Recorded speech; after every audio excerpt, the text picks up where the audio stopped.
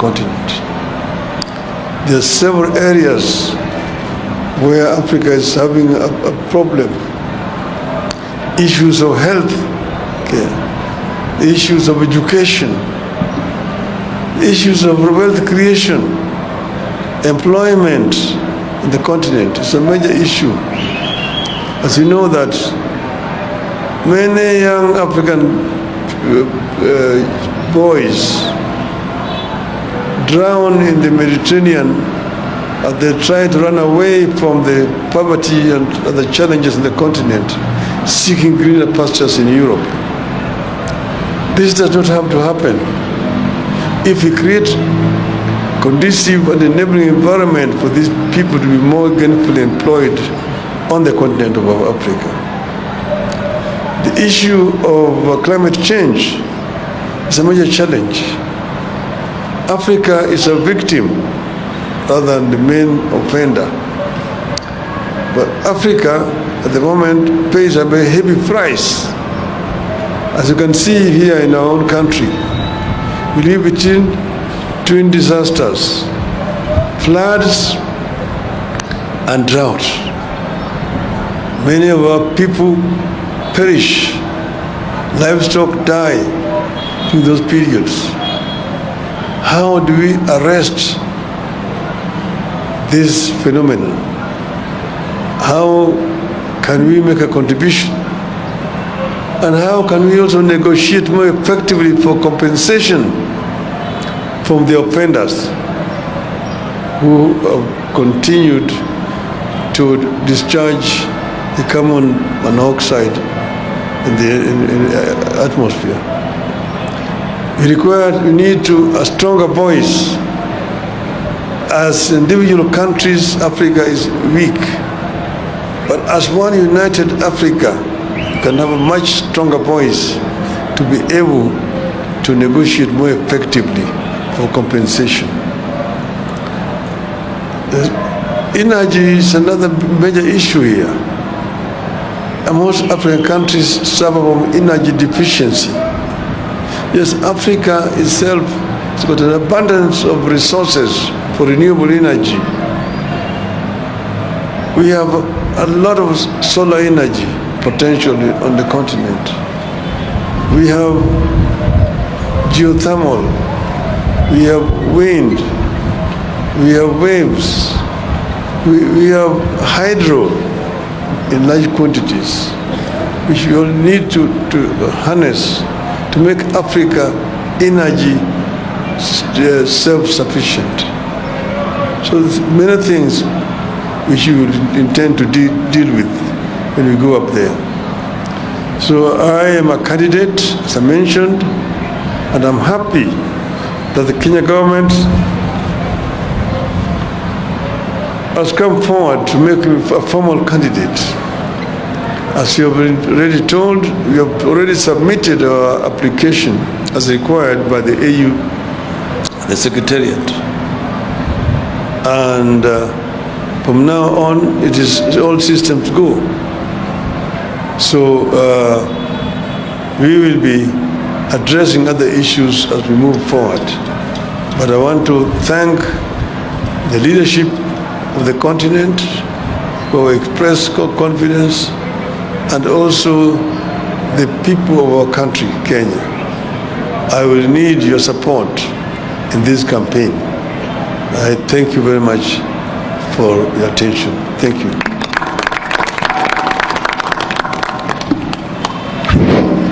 Thank you, Excellencies, for your statements. And as we say, the train has left the station, the journey has begun.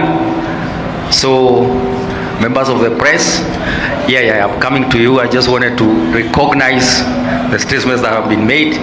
And now you'll have an opportunity to ask a few questions. You're just going to have 2-3 questions, and please identify yourself and your media organization. We take it from there. Thank you. So, with your permission, Excellencies, we'll have a few questions. Yes, but not before, too many. But before you do that, let me acknowledge that I have here the PS Foreign Affairs, Dr. Korir Singoi. I have the PS Raymond Omolo, from the Interior, and then I have PS Aurelia Rono, responsible for Parliamentary Affairs, and then I have the Chief of Staff, Joe Busiega, and my good team of advisors and officials in the ministry. I think I'll give Mheshimiwa Raila an opportunity to... Yes, thank you. Here is also my team. You can see Caroline Karugu, the former Deputy Governor in Nyeri County, and you have Pauline Joroge, and then you have got Ambassador Elkanah Odembo, you have Ambassador Mahbub, and Mr. Okara. This is a part of my team for this AU campaign. Thank you. Okay. Thank you, Excellency, and congratulations on your candidature, Honorable Odinga. My name is Ibrahim Karanja from NTV. I have one question, and the question is, were there other candidates, to you, Musalia Mudavadi, were there other candidates in Kenya who met the criteria of being considered for the Africa Union chairmanship? And if so, why was the public not made aware of them? Thank you. First of all, let me just state that the government of Kenya reserves the right and has the right as to whom they can nominate as a candidate. And we want to be very candid here that we have the best in Raila Amolo Odinga, and we want the country to appreciate that and rally behind Amolo Odinga. I want to make it very clear that any other issues at this point in time are sideshows. We want to be focused on presenting a credible, respected statesman for the AU chair. And I can tell you, anybody who is talking outside that does not fit that bill. So I will end there. Now, I have one question for the former premier.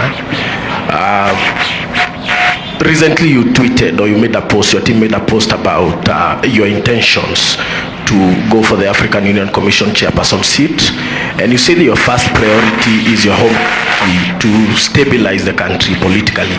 Do you think you're giving the continent an impression that you are still and who is still bogged down by politics? Well, you know that I'm going to begin to work for the continent once I'm elected. And that's going to be in February next year. At the moment, I'm involved in the campaign, but that does not mean that Kenya ceases to exist. I'm not going to be very active in Kenyan politics henceforth, as I We continue seeing additional faces behind you. Question after instant coffee. So you'll continue to be seeing different faces around me as things move on. More people will join, so others will exit. That is normal. There's no problem about that at all. I think your first question is similar to the second one, because I don't see any difference between what you've asked and the second question. It's almost the same thing. Thank you. I just want to emphasize that I've indicated to you that in the next few days, the President will also be giving a formal communication to the nation on this candidacy. And there are issues that will come out, including for you to know who are going to be part and parcel of the process going forward. But indeed, some of them are standing with us today. My name is Justus Ucheng from Daily Nation. As you've said that the president will next week be officially launching the campaign for Prime Minister for his UT candidacy. What actually does that mean? What is it that is going to happen on that particular day, and has the campaign calendar systematic? At this point in time, it is important that the President of the Republic of Kenya also communicates formally to the Kenyan people, to the continent, and to the world that we are all. The other issue are details which we shall work out, and the Secretariat will work out on this, and the government will also play its part, because this is a Kenya nominee. So I will not give you any numbers now, but the only thing I can tell you is that to be a candidate, apart from you fitting the bill in terms of competence, it will also require of this matter. This is just the beginning. So I think we will excuse the principals to leave because they have other responsibilities, and so we wish to thank you, Prime Cabinet Secretary.